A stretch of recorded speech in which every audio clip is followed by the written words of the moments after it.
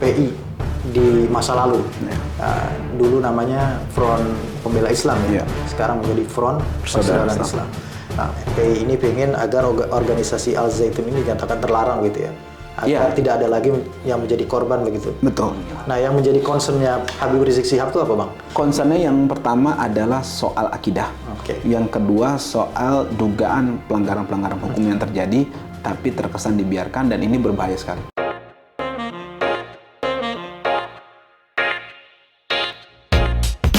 Satu lagi, Bang, ini terkait dengan tuntutan ya. Ada di sini juga. Itu sangat berkaitan sebenarnya dengan FPI di masa lalu. Dulu namanya Front Pembela Islam ya, sekarang menjadi Front Persaudaraan Islam.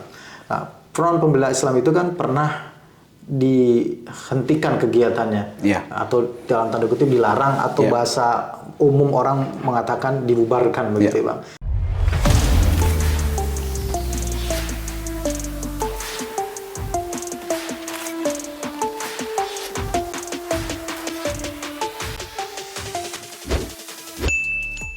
Karena alasan apa pada saat itu, Bang? Kalau berdasarkan jadi gini, aturan. Saya mau mencoba mendudukannya. Waktu itu SKB-nya itu Menteri Dalam Negeri, Kumham, Menkominfo, Jaksa Agung, dan juga Kapolri serta BNPT. Jadi izin kita tampilkan ya, Bang? Ya, silakan. Kemudian di sini pertimbangan-pertimbangannya nih yang saya ulas ya. Sudah SKB dari beberapa kelembagaan, Bang? Lembaga, betul. Yang pertama menyatakan FPI atau Front Pembela Islam adalah organisasi tidak terdaftar sebagai ormas, sehingga secara de jure telah bubar. Padahal ada putusan Mahkamah Konstitusi nomor 82 ya, yang menyatakan bahwa ormas itu boleh terdaftar, boleh di Kemendagri, boleh juga mengajukan SK Kumham, boleh juga tidak, gitu kan. Artinya ada 3 pilihan. Ada 3 pilihan, 4 bahkan. Dua-duanya bisa. Daftar ke Kumham bisa, SKT Dalam Negeri bisa, ya, semua saya seperti itu. Kemudian salah satunya bisa, kemudian hanya berbadan hukum akte aja bisa, gitu kan. Artinya tidak mesti seperti itu. Ini kan berarti kan menyalahi putusan Mahkamah Konstitusi nomor 82. Kemudian secara de jure telah bubar, masih melakukan berbagai kegiatan yang mengganggu ketentraman ketertiban umum dan bertentangan hukum. Ini sebaca tuduhan juga, karena kan faktanya di sini seperti apa? Kalau pelanggaran hukum kan pasti diproses gitu kan. Kemudian ada putusan hukumnya. Nah, ini kita nggak melihat sampai putusan ini waktu itu sampai 2020. Kemudian melarang dilakukannya kegiatan. Nah, kemudian di sini ada juga saya sampaikan pertimbangannya adalah anggaran dasar FPI bertentangan dengan pasal 2 Undang-Undang 17 2013 tentang ormas. Itu kan, padahal yang dilarang itu komunisme, marxisme, dan leninisme. Nah, ini FPI nggak pernah mendasarkan sebagai komunisme, marxisme atau leninisme, apalagi gitu kan. Kalau nggak salah juga ada Pancasilanya, Bang, ya? Betul, artinya kan di sini memang berarti bertentangannya kan apa, gitu kan. Kemudian bahwa putusan Kementerian Dalam Negeri tentang FPI atau Front Pembela Islam berlaku sampai 20 Juni 2019 dan belum mempunyai persyaratan untuk memperpanjang. Ini kan hak, boleh dipakai boleh enggak. Tapi dia menyatakan ini bubar. Ini sendiri putusan bertentangan sesuai dengan keputusan Mahkamah Konstitusi nomor 82 itu. Kemudian juga di sini dianggap bahwa tidak boleh bertentangan pasal 5. Pasal 6 gitu kan. Bertentangannya itu seperti apa kita tidak mendapatkan penjelasan. Kemudian bahwa banyak pengurus atau anggota FPI berdasarkan data 35 orang terlibat tindak pidana terorisme. 29 diantara jatuh pidana. Nah, ini apa hubungannya sama FPI-nya? Sedangkan kalau kita bicara institusi, ada institusi penegak hukum juga yang waktu itu jelas nyata-nyata terlibat oknumnya pergi ke Suriah. Kemudian terjun sebagai kombatan di sana gitu kan. Apakah habis itu bisa kita generalisir? Apakah setelah itu juga bisa kita samakan gitu kan? Kan nggak pernah ada, nggak fair dong kalau misalnya hanya dikatakan ada oknum ketika itu di institusi A, B, C, tapi kalau di FPI nggak boleh oknum, itu adalah anggota, kan nggak fair. Kita hanya bicara keadilan di sini. Kemudian jika jika menurut penilaian atau delegasi terdapat pelanggaran, maka FPI kerap melakukan tindakan razia atau sweeping. Yang sebenarnya tersebut menjadi tugas dari aparat penegak hukum. Artinya ini kan bagian-bagian yang menjadi ranah pidana. Artinya harus dibuktikan dulu dong. Kemudian ada juga beberapa keputusan soal berbagai institusi tadi. Nah, dugaan-dugaan ini menurut saya terlalu prematur tapi langsung dijadikan justifikasi. Nah, sebaliknya untuk Al Zaitun yang nyata-nyata tadi gitu kan, itu mereka terkesan berhati-hati, malah diduga pemerintah ini tidak tegas gitu loh. Kami menduga seperti itu. Itulah makanya saya tanyakan di dalam pertanyaan selanjutnya adalah itulah kemudian yang menjadi dasar Bang Aziz dalam hal ini mewakili dari pernyataan yang tadi disampaikan dari Front Persaudaraan Islam. Dan salah satu poinnya adalah ingin agar organisasi ormas ya, organisasi masyarakat Al Zaitun ini, nggak tahu bentuknya apa ya, yayasan, apakah kemudian ini itu dinyatakan terlarang. Sebentar, satu lagi. Kalau kita bicara masalah perizinan, jangan lupa izinnya itu operasional pesantren Al Zaitun itu diberikan Kemenak Kabupaten Indramayu Mayu pada tahun 2015.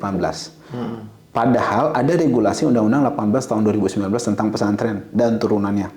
Jadi ada peraturan Menteri Agama turunannya yaitu nomor 30 tahun 2020 tentang juknis pendaftaran keberadaan pesantren yang memperbarui nomor statistik pesantren atau NSP. Dan Al Zaitun belum melakukan itu. Melakukan apa, Bang? Pendaftaran ulang.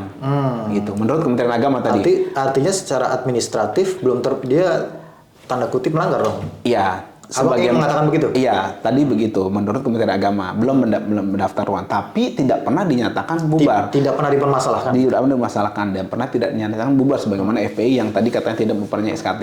Padahal FPI tidak memperpanjang SKT itu ikut kata keputusan Mahkamah Konstitusi nomor 82 tadi. Kalau misalnya itu tidak diatur, tentu saja bisa diterima argumennya. Nah, ini ada dasar hukumnya, tapi tetap tidak dianggap penjelasannya. Abang ingin mengatakan ini ada diskriminasi begitu? Tentu saja ada diskriminasi. Dalam hal ini, yang satu tidak memperpanjang SKT, padahal dilindungi oleh putusan Mahkamah Konstitusi nomor 82 bahwa yang nggak mempunyai SKT pun boleh untuk melakukan aktivitas organisasi. Yang satu di sini tidak memperpanjang NSP pesantrennya tadi, tapi tidak dipermasalahkan, gitu seperti itu. Jadi menurut saya ada diskriminasi yang nyata dan apa nggak logis gitu loh, seperti itu. Itu kembali ke pertanyaan yang tadi. Itulah kenapa kemudian FPI dalam hal ini Front Persaudaraan Islam ingin salah satu tuntutannya adalah Al Zaitun dinyatakan sebagai organisasi terlarang supaya ada keadilan. Supaya ada keadilan terkait dengan maladministrasi tadi, dan yang kedua sebenarnya ini yang penting, menyelamatkan akidah tadi. Sebenarnya kalau administrasi itu bisa inilah. Cuma maksud saya kalau kita compare tadi, kita berbandingkan dengan Front Pembela Islam dulu, itu kan berbeda treatmentnya, seperti itu. Treatmentnya berbeda ya? Iya. Ya, artinya memang dari berbagai dugaan kesesatan yang itu bisa membahayakan akidah, maka salah satu tuntutannya adalah FPI ini pengen agar organisasi Al Zaitun ini dinyatakan terlarang gitu ya. Agar tidak ada lagi yang menjadi korban begitu. Betul. Korban akidah begitu ya. Betul. Kesesatan akidah gitu ya. Ya, jadi pertanyaan selanjutnya adalah ini diketahui oleh Habib Rizik Syihab nggak? Yang pernyataan ini diketahui. Disetujui. Karena beliau bukan anggota dari organisasi Persaudaraan Islam, bukan pengurus di situ, jadi persetujuannya itu dalam hal ini tidak menjadi yang kita garis bawahi gitu. Akan tetapi memang sebagai imam besar, sebagai guru kita, tentu kita dimintakan pendapatnya, wajib gitu, nasihatnya gitu ya. Minta nasihat kepada beliau terkait hal tersebut, dan juga alhamdulillah beliau menyetujui hal ini dan juga mendukung gitu kan, mendukung Front Persaudaraan Islam untuk bersuara lantang tegas terkait dengan dugaan-dugaan yang memang terjadi di Al Zaitun dan dilakukan oleh Panji Gumilang. Nah, yang menjadi concernnya Habib Rizik Syihab itu apa, Bang? Terkait dengan ini. Kalau ini kan banyak tuntutannya, tapi yang paling concernnya yang pertama adalah soal akidah. Yang kedua soal dugaan pelanggaran-pelanggaran hukum yang terjadi tapi terkesan dibiarkan, dan ini berbahaya sekali. Kalau terkait dengan pelanggaran hukum, apa yang menjadi apa yang menjadi pandangan Habib Rizik Syihab terkait dengan pelanggaran-pelanggaran ini? Apakah ini hanya sampai pada Panji Gumilang aja, atau juga tadi terkait dengan karena ini akan ada penyelidikan terkait dengan pencucian uang yang diduga dilakukan, bahkan ada 26 rekening ya yang sudah dibekukan oleh PPATK. Apakah juga ini ingin seperti kita sampaikan pada episode sebelumnya itu ingin agar penyelesaiannya holistik, bukan parsial. Artinya bukan pidana terhadap Panji Gumilang saja, kemudian bukan terkait dengan organisasi saja, tapi penyelesaian secara holistik terhadap Al Zaitun ini gitu. Ya, tentu saja harus menyeluruh.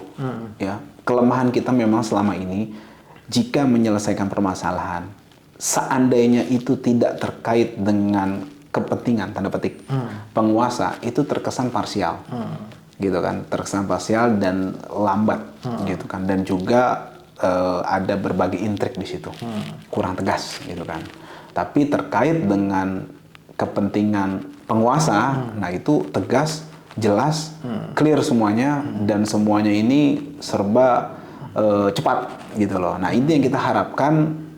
Bukan seperti ini. Kita harapkan apa kepentingan atau tidak ada kepentingan atau tidak ada kepentingan dengan penguasa, terkait dengan kepentingan masyarakat tentunya harus tegas, jelas, cepat juga seperti itu. Ya, yang menyeluruh. Iya. Bisa nggak kemudian saya katakan bahwa Habib Rizik ingin pertama dalam kasus ini ingin penyelesaian ini secara holistik gitu ya, tidak hanya secara dengan hukum, juga terkait dengan Zaitun secara keseluruhan. Betul. Kedua, yang paling penting kemudian adalah menyelamatkan akidah gitu. Betul. Yang dalam hal ini adalah santri-santri mungkin ya, dan orang-orang yang ada terlibat di dalam Zaitun ini. Betul. Begitu kira-kira. Betul. Ya, mungkin itu yang bisa kita sampaikan dalam episode kali ini, Bang. Makasih banyak atas ulasannya, atas informasinya. Salam buat Habib Rizik Syihab. Mudah-mudahan Halo Pengacara bisa langsung ya bertemu dan juga podcastnya dengan Habib Rizik Syihab. Belum, kalau podcastnya belum gitu ya. Ya, makasih Bang Ajis. Makasih juga sahabat Halo Pengacara yang sudah menyaksikan video ini sampai dengan selesai. Jangan lupa terus dukung Halo Pengacara. Subscribe YouTube channel Halo Pengacara, nyalakan loncengnya, kasih like, komen, dan juga share video-video dari Halo Pengacara. Terima kasih sekali lagi. Salam Halo Pengacara. Assalamualaikum warahmatullahi wabarakatuh. Assalamualaikum warahmatullahi wabarakatuh.